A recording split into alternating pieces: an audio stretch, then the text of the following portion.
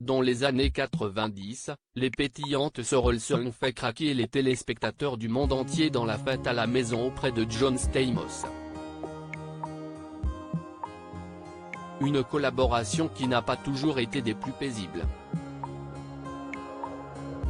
Créée par Jeff Franklin, les aventures de la famille Tanner ont marqué toute une génération de téléspectateurs durant les années 90. Le succès de La Fête à la maison sur ABC est immédiat, permettant de faire décoller la carrière des jumelles Mary-Kate et Ashley Olsen, et de rendre célèbre le regretté Bob Saget, Lori Loughlin ou encore John Stamos, l'inoubliable oncle Jesse. En 2016, la série familiale culte faisait son grand retour sur Netflix avec une suite intitulée La Fête à la maison. 20 ans après, Fuller House, en version originale, de nouveaux épisodes auxquels les Sorrels ne participeront pas malgré l'invitation du producteur Robert L. Boyette. Une décision que John Stamos, Urgence, Big Shot, a eu bien du mal à encaisser. Reboot de La Fête à la maison, John Stamos était en colère si les sœurs Olsen ont gagné en notoriété grâce à la série, elles n'ont pas souhaité rejoindre le casting originel pour le reboot de La Fête à la maison, au grand désespoir des fans. Même si Ashley et Mary-Kate ne font pas partie de Fuller House, je sais ce que La Fête à la maison a représenté pour elles et elles font toujours partie de la famille, avait à l'époque déclaré le producteur Robert L. Boyette au Hollywood Reporter. Plus récemment dans le podcast And That's What You Really Missed, John Stamos a déclaré avoir été en colère pendant une minute en apprenant la nouvelle. L'acteur et producteur américain est par ailleurs revenu sur certaines rumeurs qui circulaient à l'époque, notamment que les deux sœurs détestaient être dans la série. Mais elles m'ont dit, nous avons aimé notre enfance.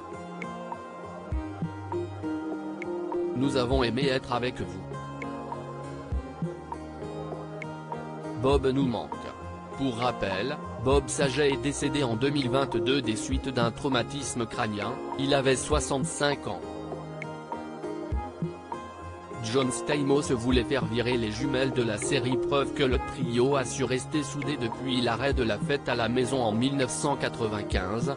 John Stamos raconte avec humour avoir eu la visite des jumelles, qui lui ont rapporté une côtelette de porc et de la sauge. C'était une côte de porc surgelée, donc c'était vraiment sympa. Nous sommes donc restés très proches, se souvient-il. À l'origine pourtant, l'entente n'était pas au beau fixe entre l'oncle Jesse et les sœurs Olsen, âgées de 2 ans lorsqu'elle incarne pour la première fois en alternance le rôle de Michelle Tanner, Benjamin de la maison, en 1987. Comme le rapportait le Time en 2015, Stamos a failli faire exclure les deux petites filles du tournage de la sitcom originale.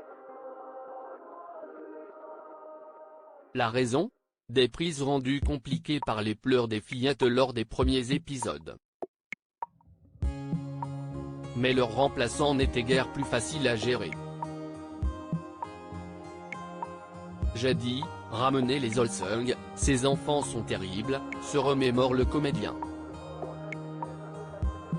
Article écrit en collaboration avec C-Media.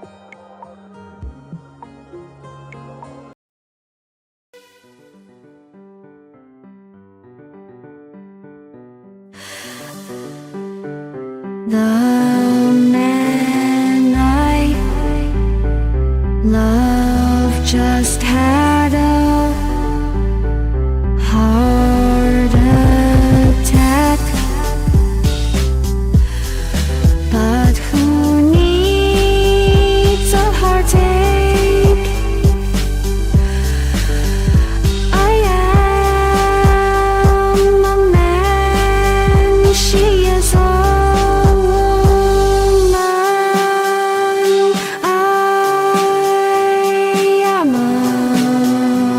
she